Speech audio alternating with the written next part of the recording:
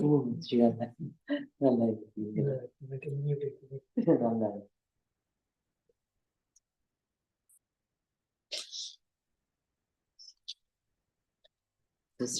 how is the business going? It goes something No, really. up and down, but No, you have to continue. Whatever it happens, it's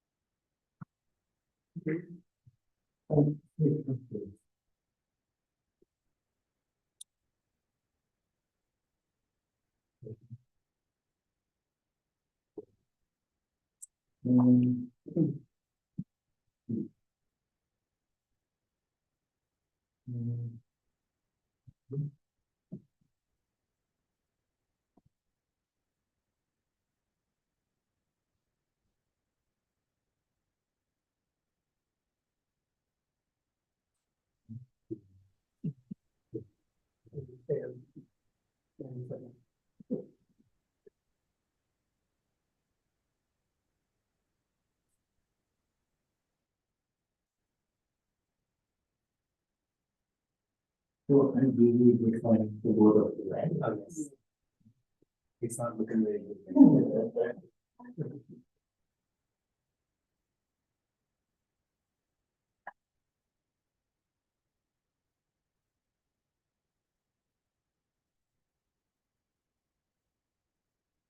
Absolutely. Please come.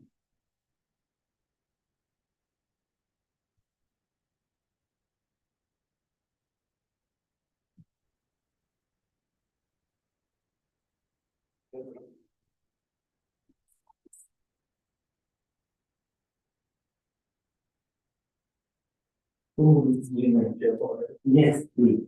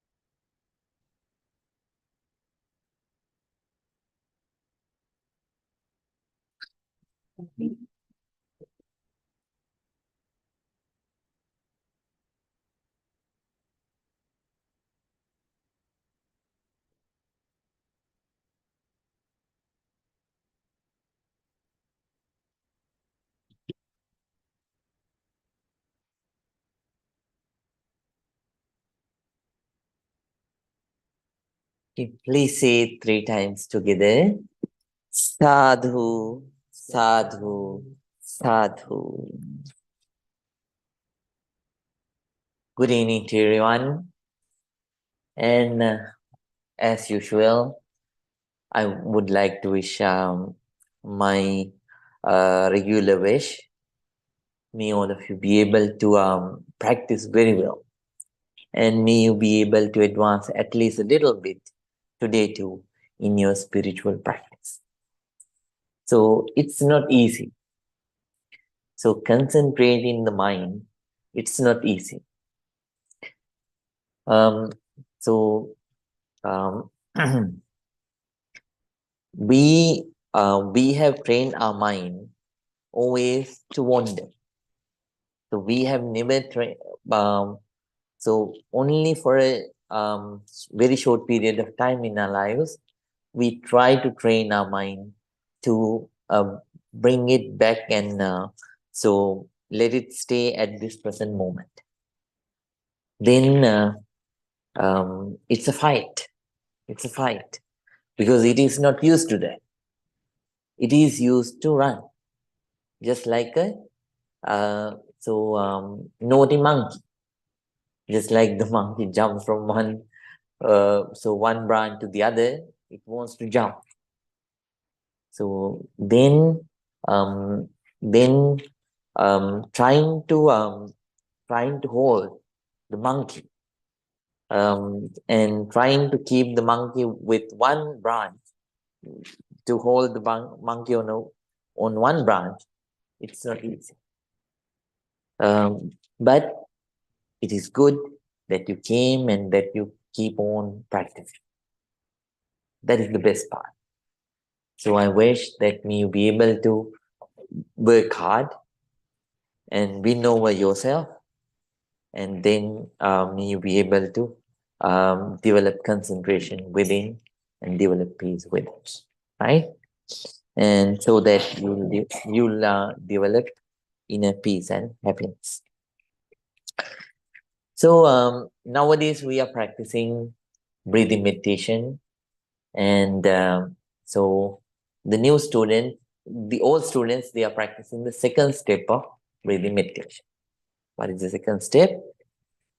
So you observe, now you are not observing the breath, which goes all the way in.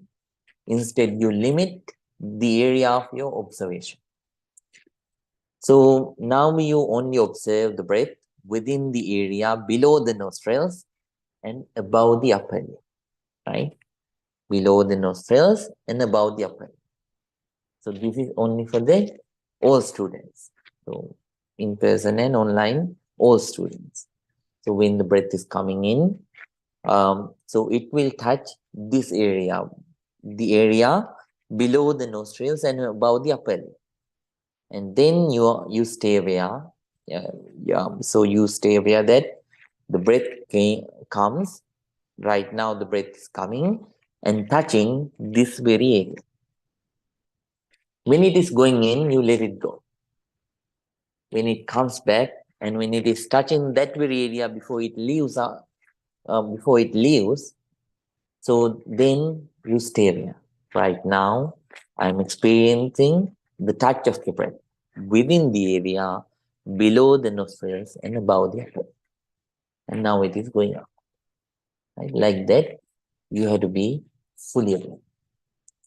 If any old student cannot concentrate well on this particular area, on the touch of the breath, then please go back to the basic stage. Basic one, and practice for some time. When you got your concentration back, then restart again. So for the new students, I would like to request, please practice the basic practice of breathing meditation. How you practice it? So you have to concentrate on your bare breath. When it is coming in, so you have to be fully aware that my breath is coming in. But don't go with the breath all the way in. Stop your attention at the end of your nostrils. The end of your nostril, you can't see that. You have to feel it. So closing your eyes, don't try to see that. You can't see it. You have to feel that place, right? So when it goes and touches that area, let it go in. Don't go with the breath all the way in. So stop your observation at the end of your nostrils. And then it will come back and it will touch the very same area at the end of your nostrils, and then it will start going out. Then at that time, please be aware, right now, my breath, it is going out. When it is coming in, please be fully aware. When it is going out, please be fully aware. If it is long, understand the breath that I'm experiencing right now, it is long. If that breath is short, please be fully aware. The breath that I'm experiencing right now, it is short. So just accept and welcome and accept the breath that you're experiencing right now as it is. Don't, even though the breath is, so sometimes you won't like the gross breath. But what to do? This is the nature of your current breath. So make that breath an opportunity to develop the balance of your mind. So welcome it without generating anger, without generating irritation. So let the gross breath come. The nature is like this. So the gross breaths they'll come and they'll go. And then later on, soft breaths, they'll also come and they'll also go. Right? Later on, when you develop in the practice, you will start observing the subtler breaths. So sometimes you will feel like the breath just like a thread, right? You'll feel it just like a thread. So then at that time too, you have to understand that experience is also temporary. It'll come, it'll go. So make each and every breath an opportunity to develop concentration, to develop balance of mind, to develop inner peace, and to develop inner happiness. That's it. So let it come, let it go. Your job is just to observe, not to control. Right? So keep on observing the breath as it is. As it is. Every day, before we start meditation, I teach you something. So I teach you something to adapt into your life. So I always tell you that I teach those things for you. To create a good outer background, so that it would help you to develop in your meditation practice. Right? So can you remember what I taught you last time? What did I teach you last time?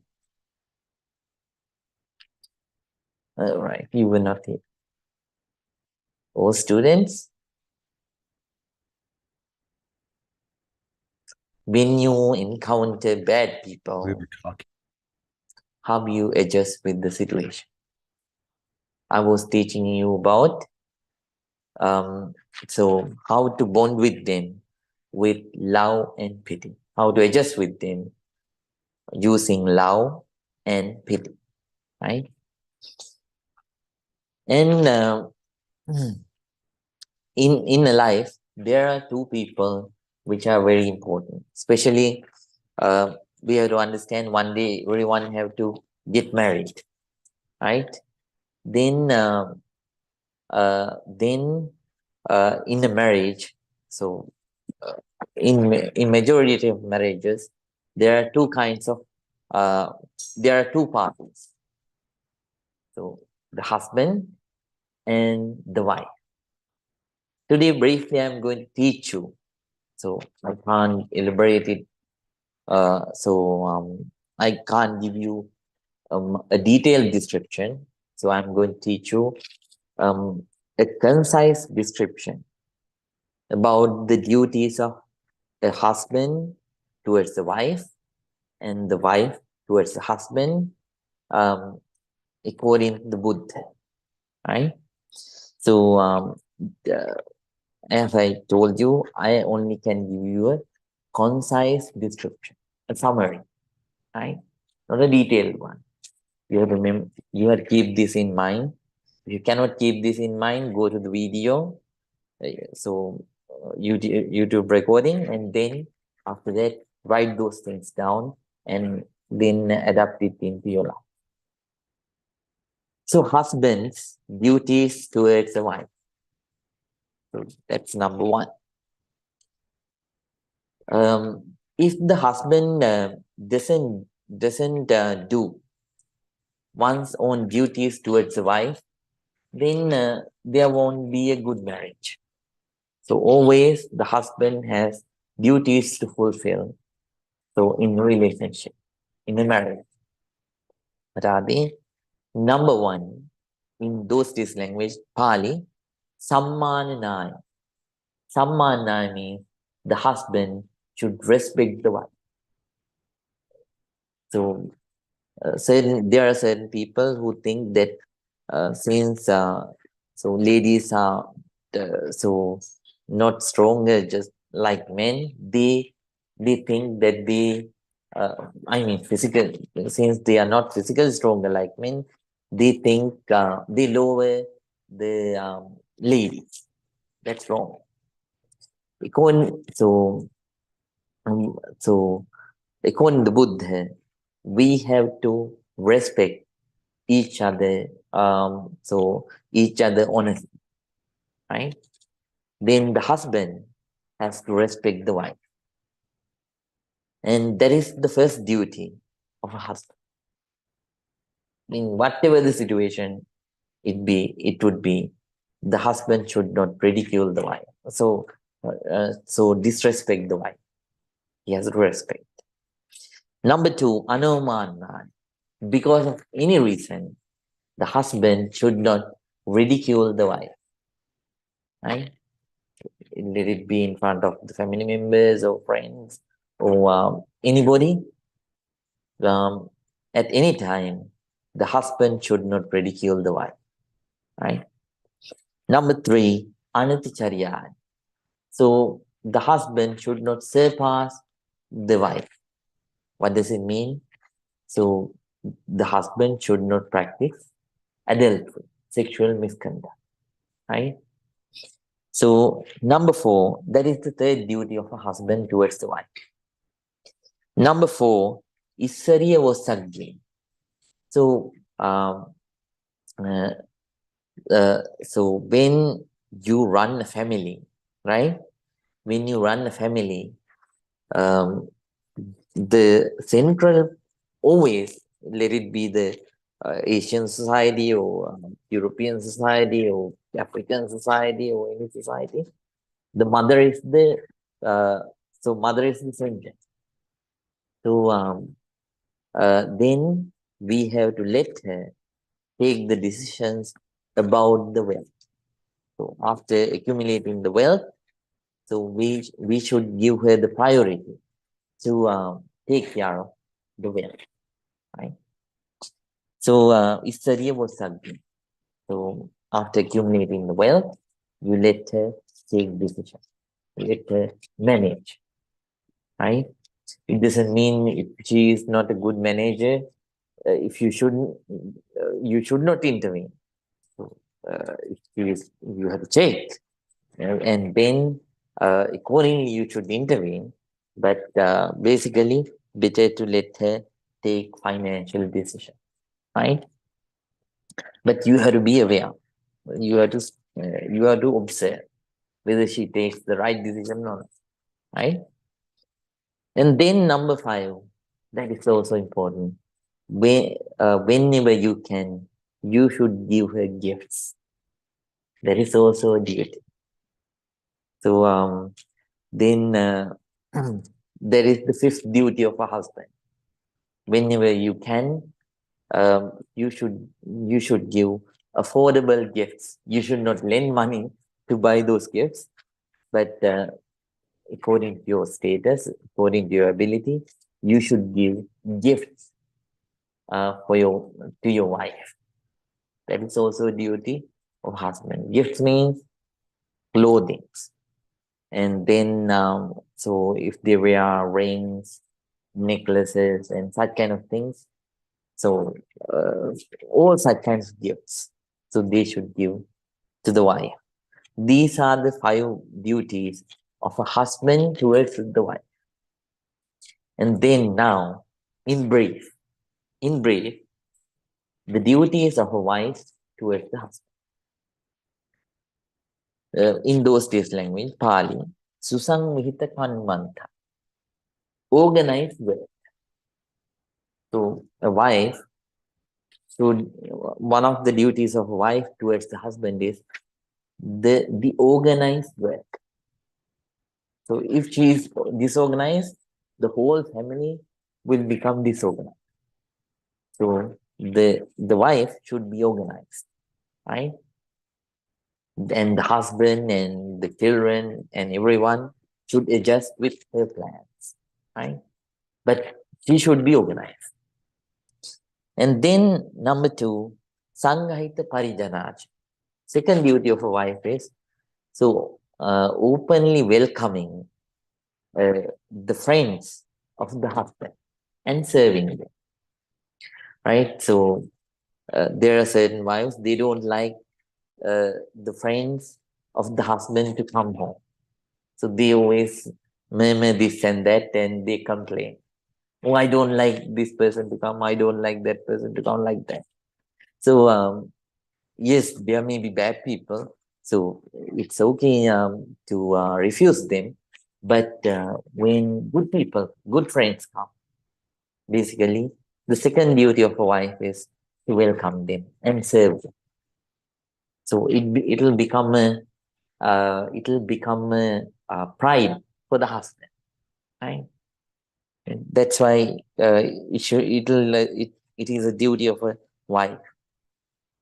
And number 3, anaticharini. So she should not practice sexual misconduct, right? And she should be loyal towards the husband, just like the husband. And sambatancha anurakkani. That means in Pali, what it means is whatever the wealth that they have, she should manage that one. So with so without wasting that, right? So she has to save. So she has to understand where to spend and where not to spend, right? And then that's number 4. And number 5, that is also very important. Being clever and lazyless. That means so enthusiastic, right?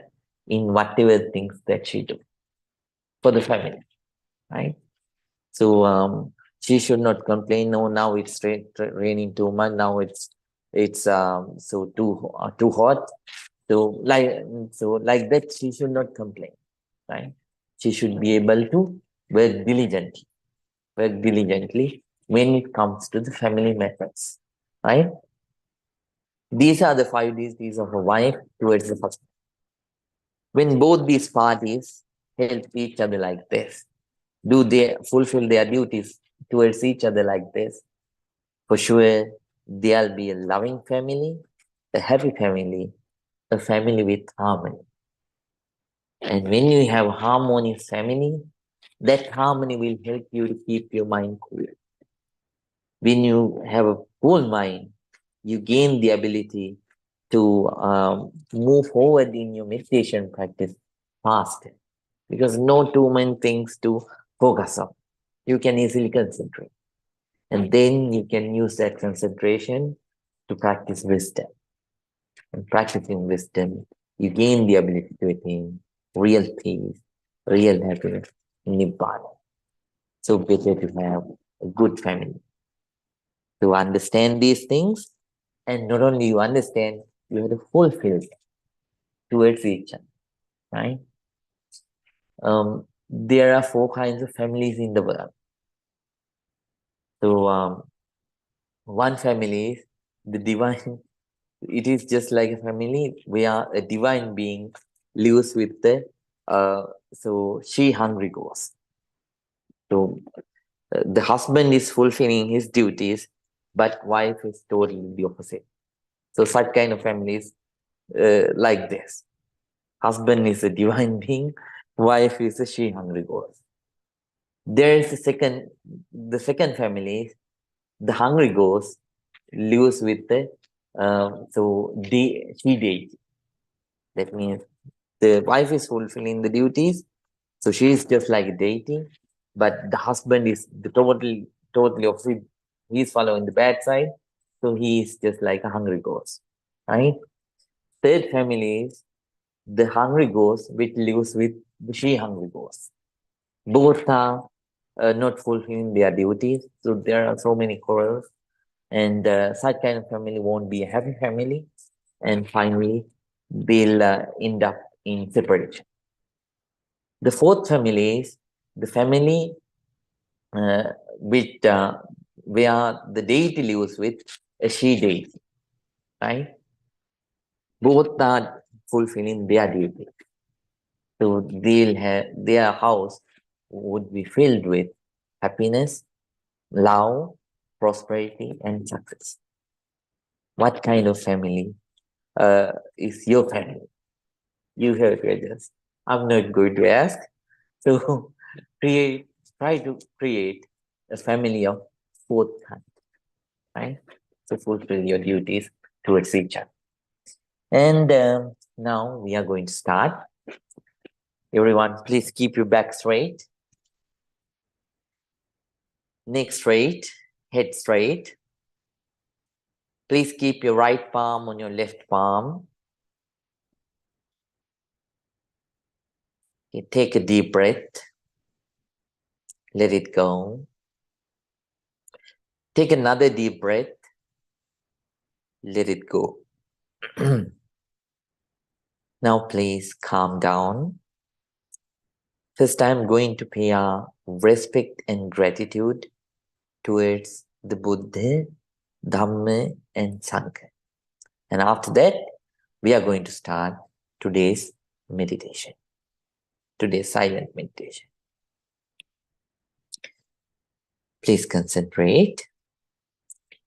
Namo tassa bhagavato arahato samma sambuddhassa. Namo tassa bhagavato arahato samma sambuddhassa. Namo tassa bhagavato arahato samma sambuddhassa.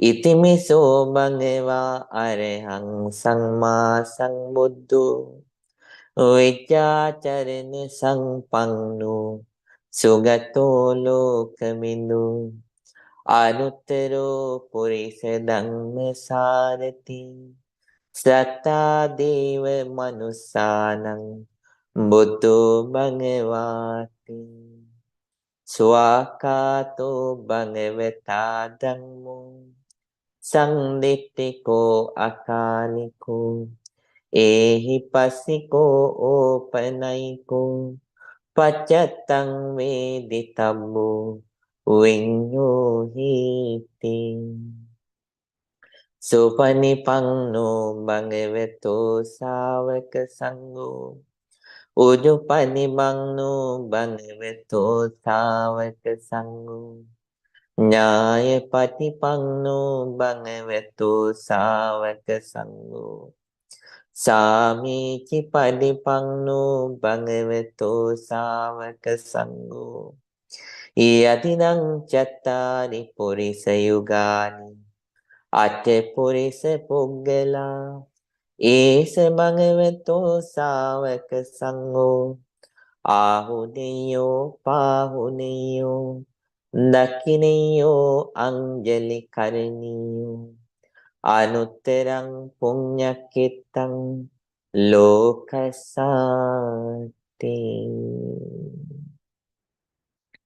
Sadhu, sadhu, sadhu. With a very calm mind, with a very quiet mind, with an alert, very attentive mind, with a very patient, so observing mind. Everyone, please start your meditation. Everyone, please pay your entire attention, your complete attention to your breath. If you are a new student, please practice the basic practice of breathing meditation as I told you. Observe your breath, your incoming breath, and now outgoing breath accordingly. And try to focus and keep your attention consistently. Dear students, please pay your attention to the touch of the breath within the area below the nostrils and above the upper lip. And whatever the meditation practice that you practice right now, whichever the method, may your meditation be very, very successful. Very, very successful. Everyone, please start your meditation right now.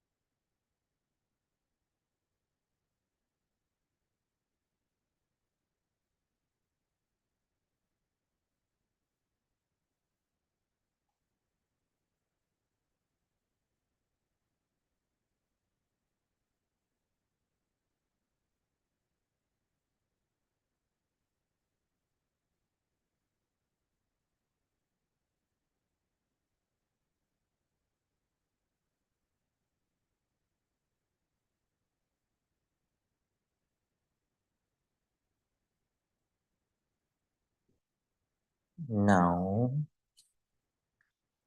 please keep your eyes closed.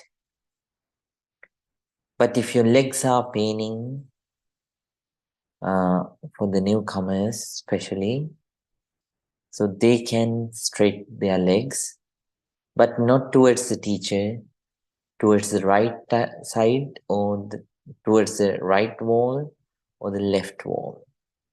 So not towards the teacher. You can stretch your legs, but keep your eyes closed. Right now, we are going to practice loving kindness meditation in brief, not the full version. Loving kindness meditation in brief. First, let's share our loving kindness towards, let's spread loving kindness towards yourself first. May I be well. May I be happy. May I be peaceful. May I be very peaceful. Please spread your loving kindness towards yourself in brief.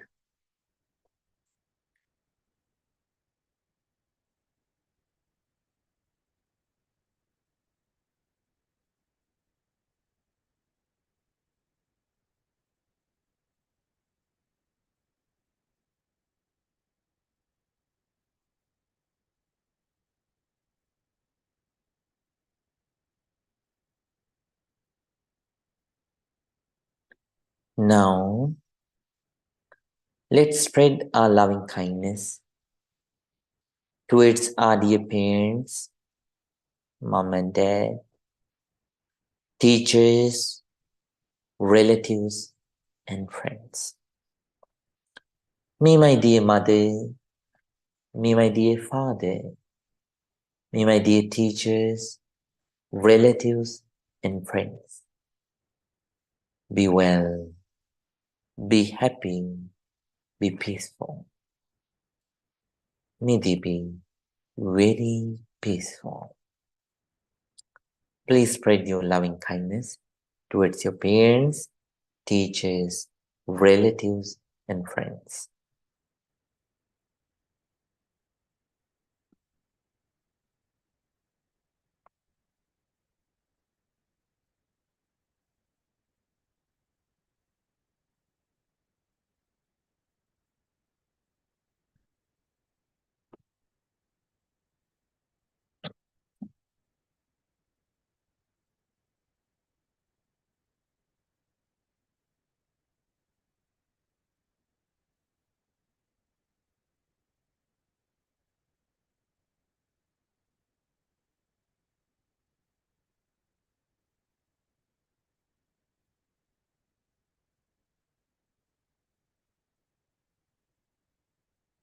Now, let's spread our loving kindness sincerely towards the enemies. Towards the people in the middle, the neutral people, the people who are not your enemies, at the same time, who are not your friends. May all the neutral people be well, be happy, be peaceful. Please spread your loving kindness towards the neutral people.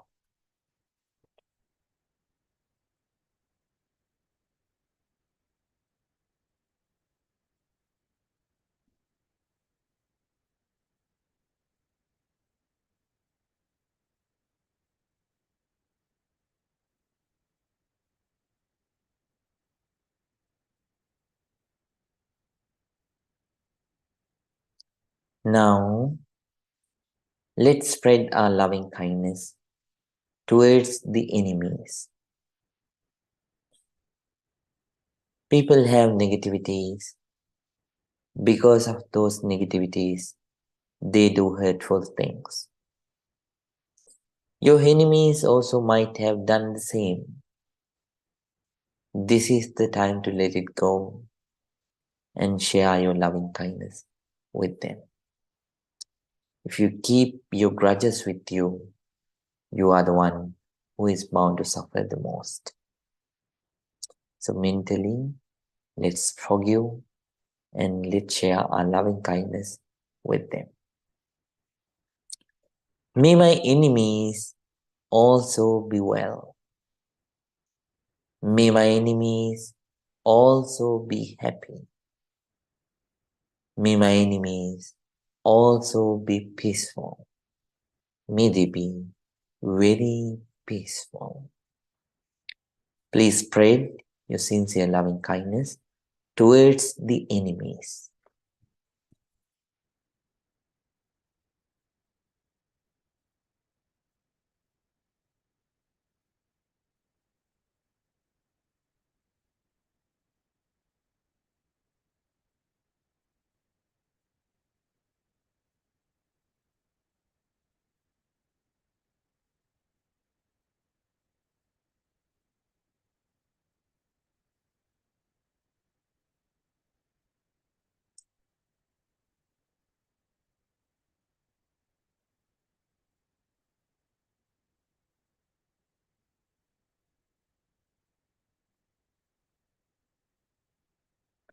Now, let's spread our loving kindness towards all the beings.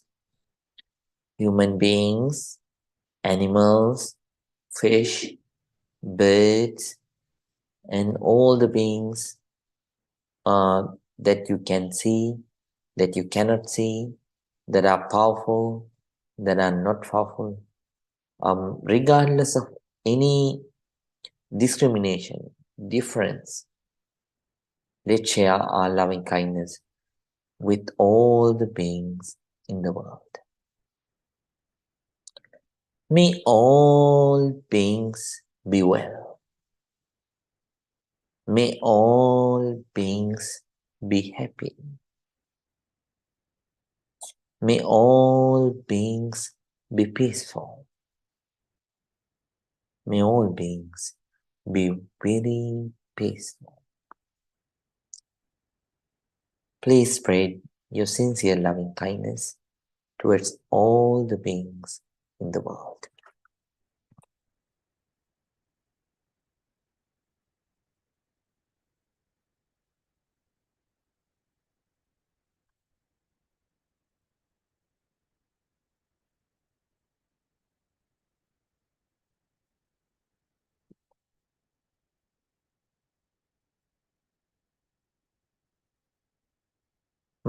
Bhavattu sabbe mangalam rakantu sabbe devatam sabbe buddhanubhavine sabbe dhammanubhavine sabbe sanghānubhavine sada sutti bhavantutte.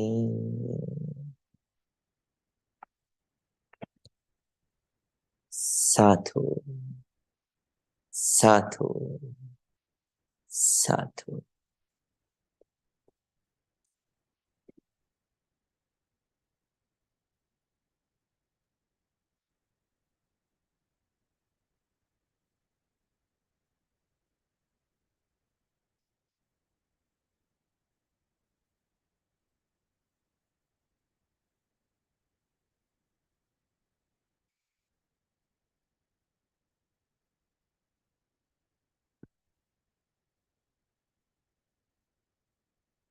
Everyone, very calmly and quietly, please open your eyes. Let your whole body to relax from top to bottom and bottom to top. Now please join your palms together and say 3 times. Sadhu, sadhu, sadhu.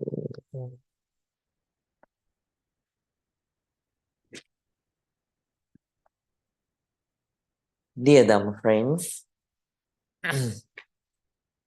hope you had a good fight. I mean inside. So, and I hope that you could concentrate at least a little. But nothing happens at once.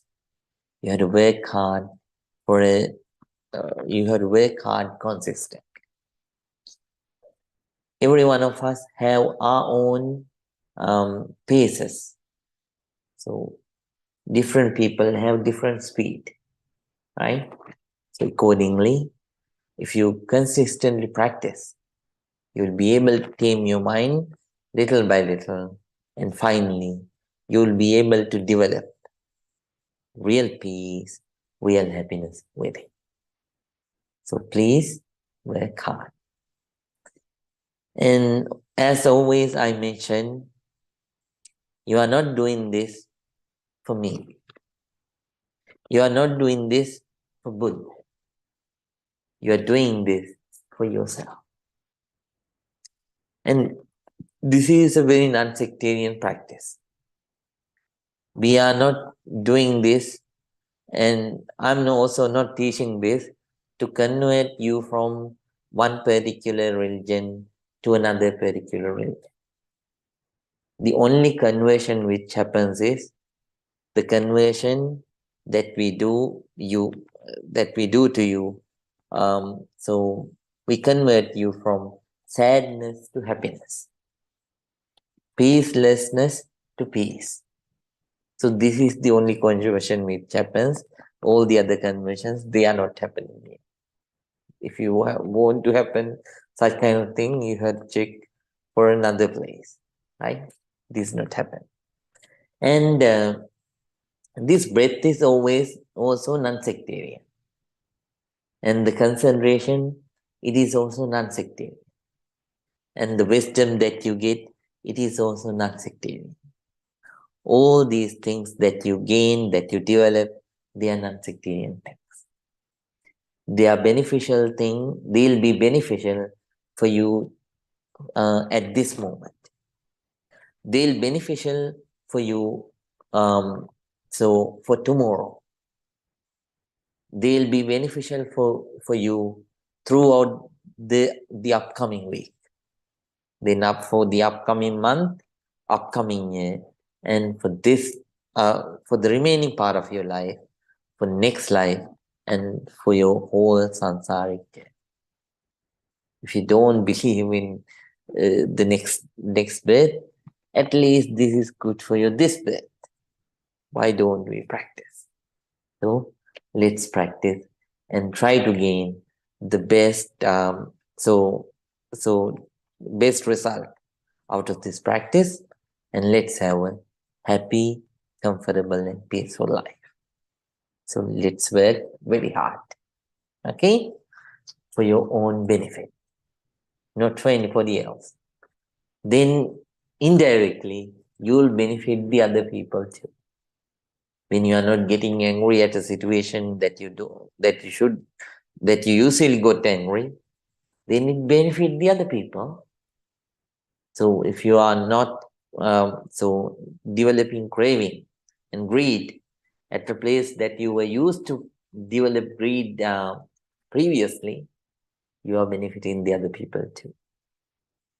So there are so many other negativities. So when you practice gradually, you let them go. They'll benefit.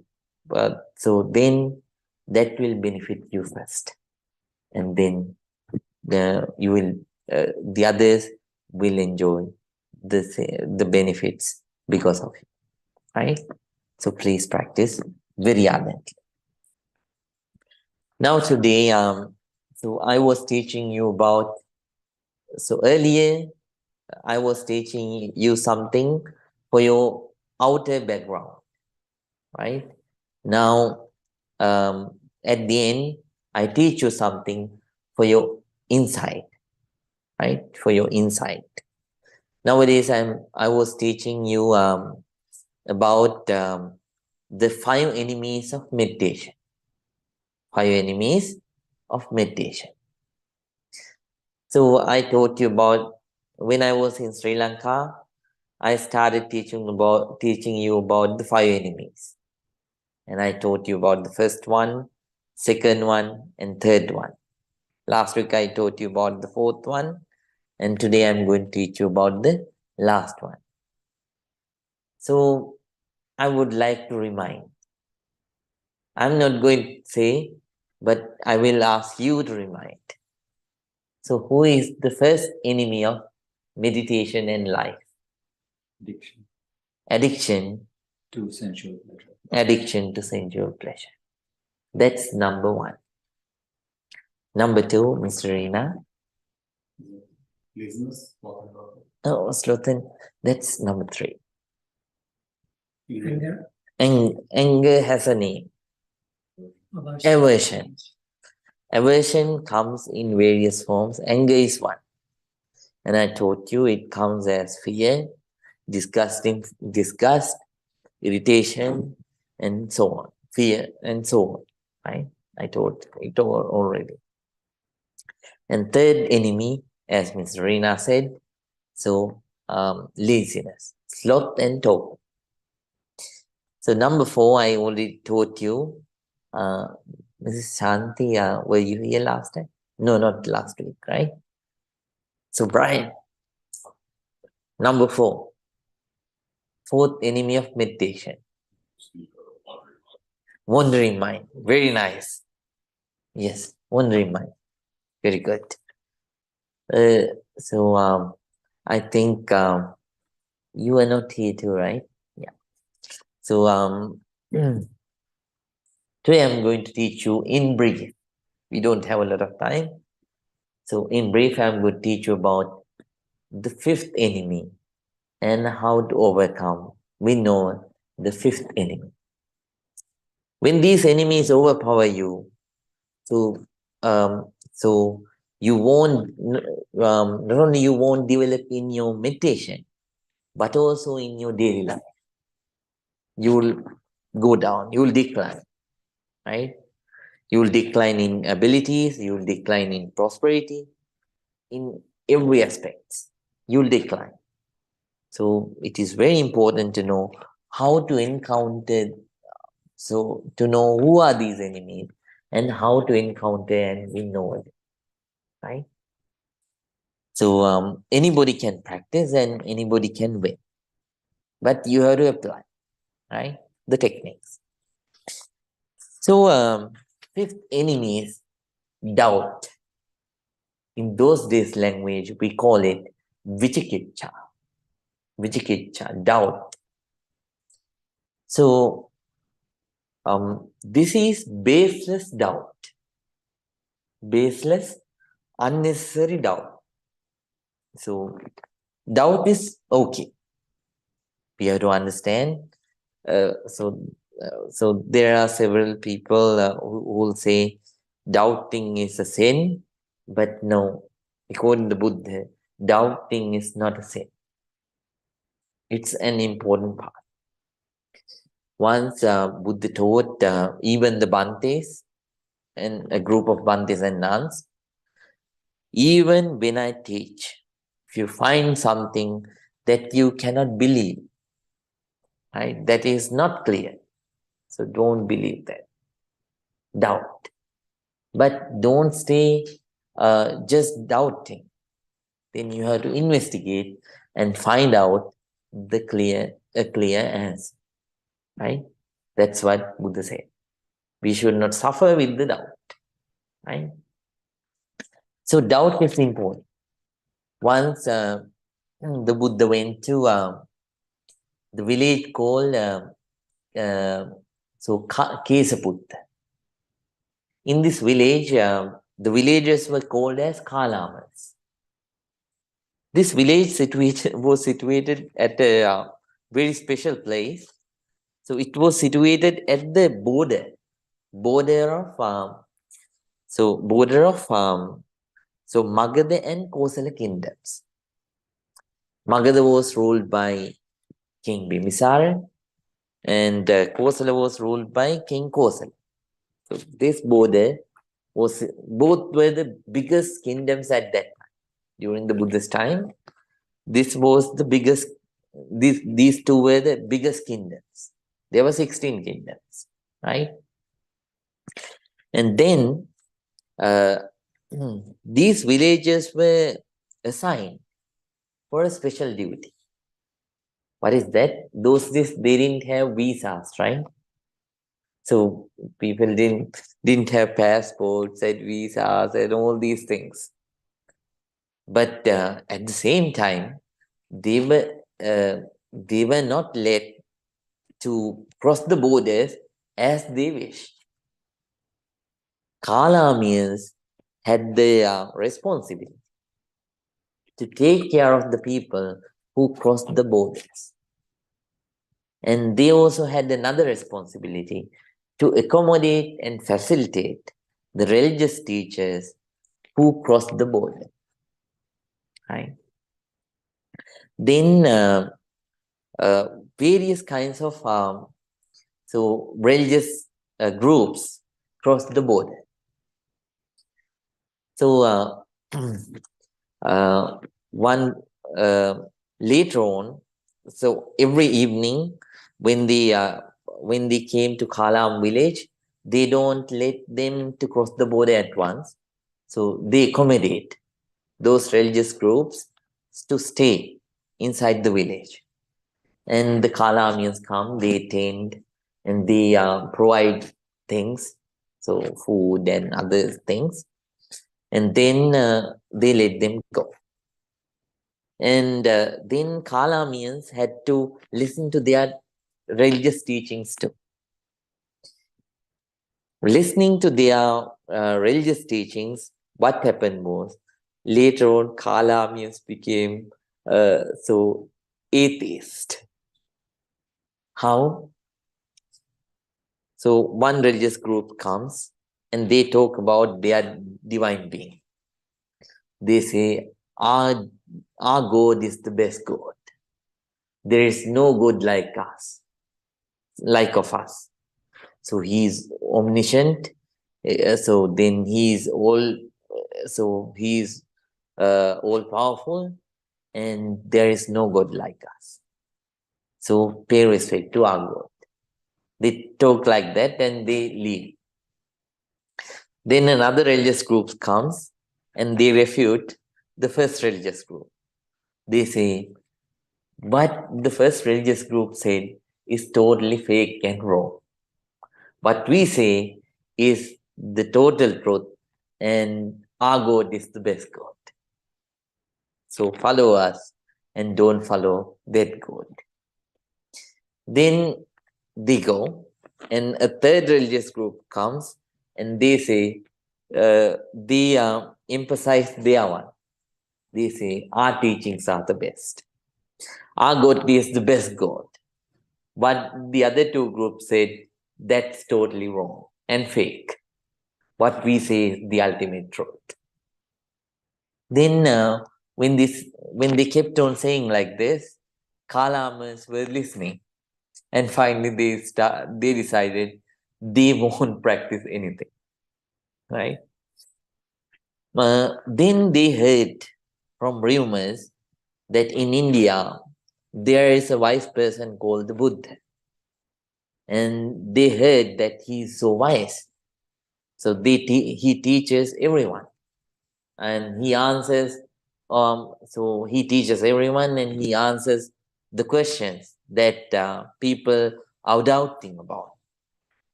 So they waited until the Buddha comes.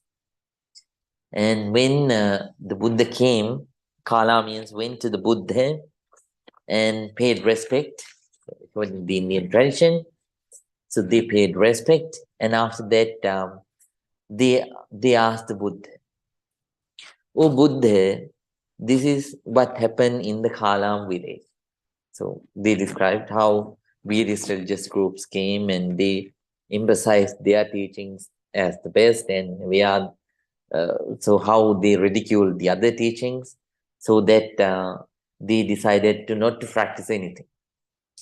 Then they asked another question, that was, is it okay to not to believe?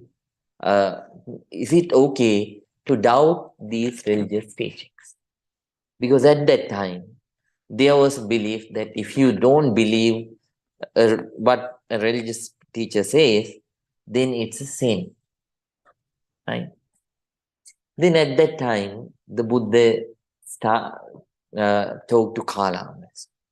Kalamas, so very nice. You develop the doubt at the place where you should develop the doubt, right? So doubting is not the same. A wise person should not believe anything at once. So someone should not believe something because because of the fact that that person heard it repeatedly. Because of repeated hearing, nobody should believe anything at once. Because it came in the tradition, because of the mere fact that it came in the tradition, you should not believe something at once. And because you heard from someone, so because of it's the rumor, you should not believe something at once. So because it comes so in the scripture, you should not believe at once, right? And because it goes with your perspective, you have a perspective. What this person says, it goes with your perspective. Sometimes you might have a perspective which is wrong, and this goes with that perspective. Only because of that fact, you should not believe something at once. And then, logically, so it seems like this argument is logical, right? At once, you should not believe it, because a good arguer can, there are lawyers, right? They they can prove the wrong, so the guilt as an innocent person and the innocent person as a guilt, right? So like that. So if someone is good in logics, still they can prove the untruth as the truth.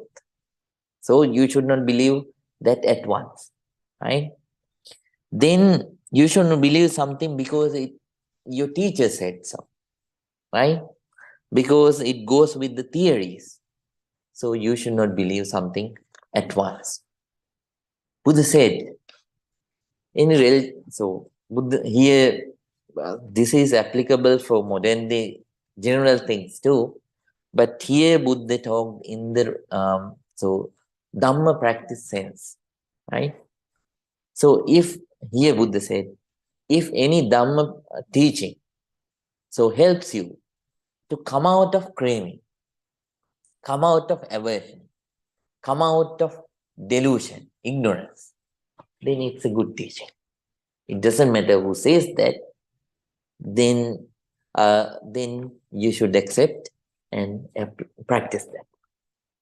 If any practice develops craving, develops aversion, develops ignorance, then it's a bad teaching. You have to let it go. You have to so Buddha taught it like that. So doubt, now you understand, doubt is fine. It's a good tool to understand things.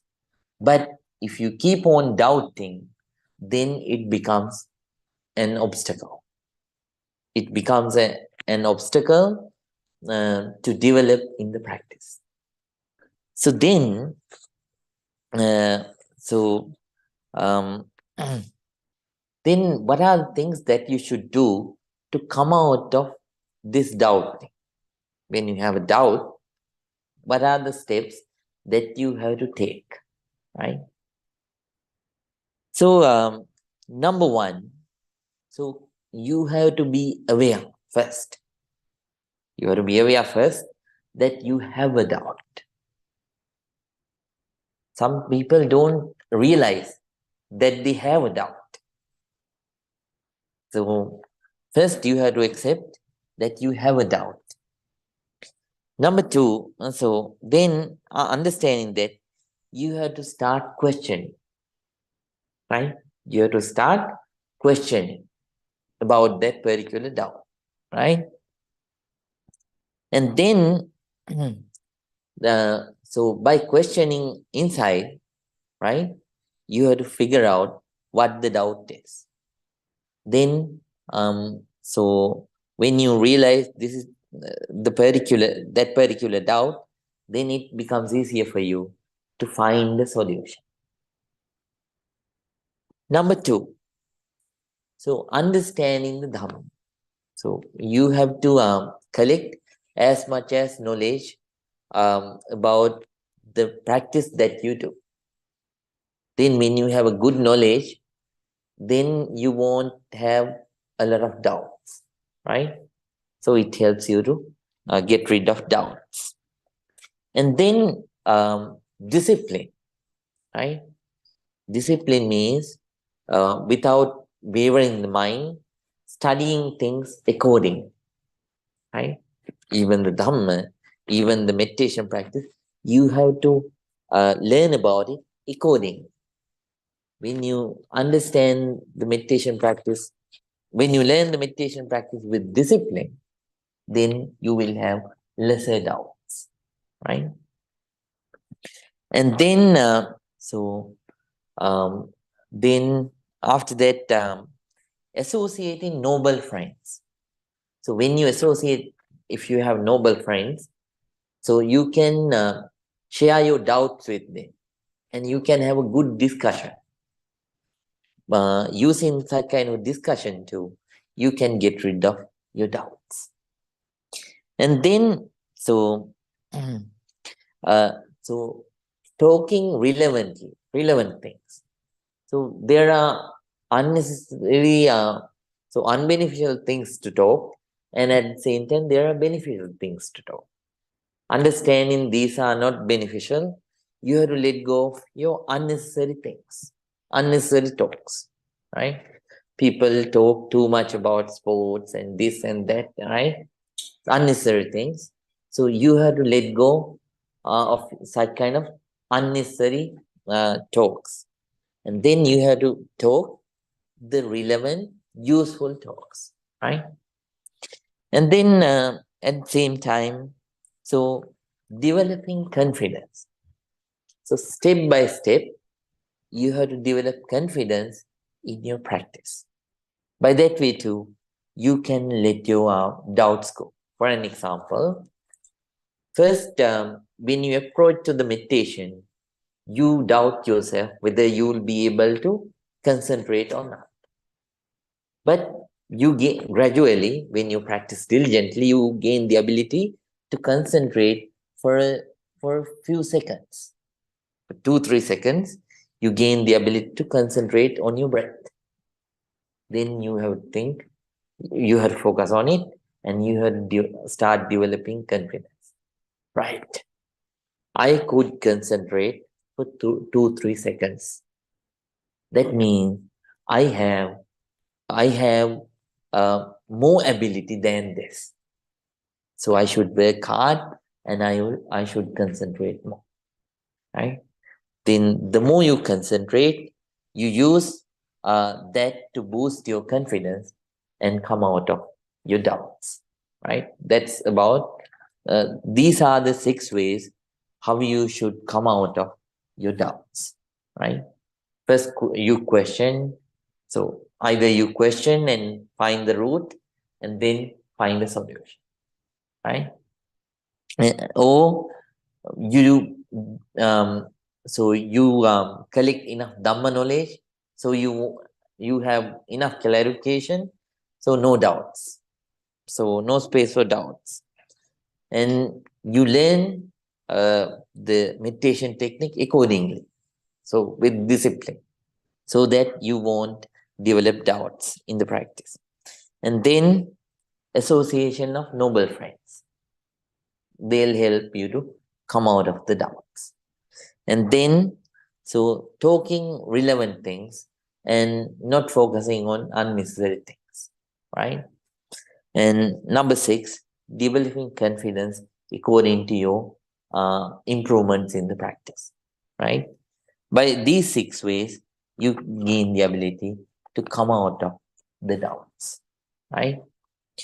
Then what will happen is you'll be able to so move forward in the practice more, and this will help you develop concentration. This will help you develop wisdom, and developing that, you will be able to attain real peace, real happiness, Nibbana. Right? So, using these 6 methods, please come out of doubts and conquer the 5th enemy. 5th enemy of meditation, 5th enemy of life. So now everyone, please think. Together, all of us gathered here and practice this noble practice of meditation and accumulated a lot of positive energy. Let's share all that positive energy with among all of us. By the power of this positive energy, may all our troubles be away. May all the good things happen in our lives. May we be able to develop our inner positivities further and further and further.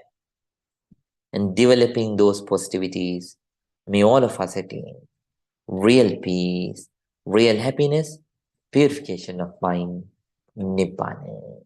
With those thoughts, everyone, please join your palms together and concentrate.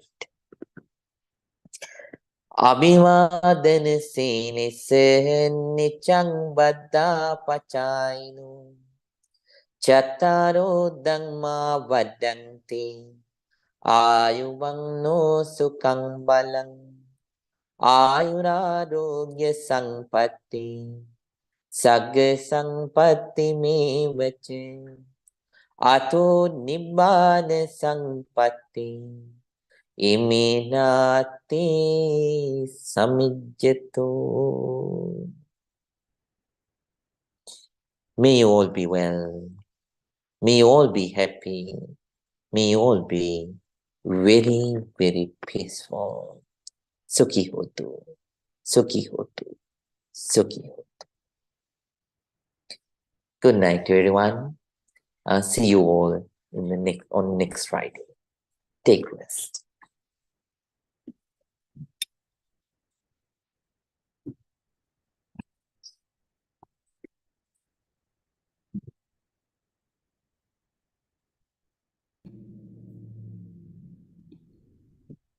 Good night, Ms. Diane. Good night. Good night, Bhante. Thank you so much. All right. Good night, Asmita. Asmita Didi. Yeah, good night, Bhante. Thank you so much. Good night. Good night, Mrs. Neha. Good night, Bhante. Thank you so much. Me be happy. Good night, Ram Garu. Good night, Bhante. Thank you. Thank you so much. Good night, Dikshita. Good night, Bhante. Thank you Good so night. much. Good night. Buenas noches, Jaime. Buenas noches, Bhante. Me Thank be you very happy. much. Me be happy. Pragati and Rahul, good night. Good night, Bhante. Thank you so much. Me be happy. Good night, Mrs. Rita and Mr. Howard. Good night, Bhante. Thank you. Me be happy. All right. Good night, Mrs. Shireen. Good night, Bhante. Thank you so much. Okay, Nallirav Swati Akka. Oh, good night. Thank you, Bhante. Good night. Good night. Good night. Good night, everyone. Thank you so much, Ms. Dan. Bhante, I have a question. Yes. Bhante, so you convey about husband-wife duties. So Yes. in which sutta we will see in detail? Singalovada Sutta. Singalovada. Okay, thank you, Bhante. Yes. Yeah, thank you.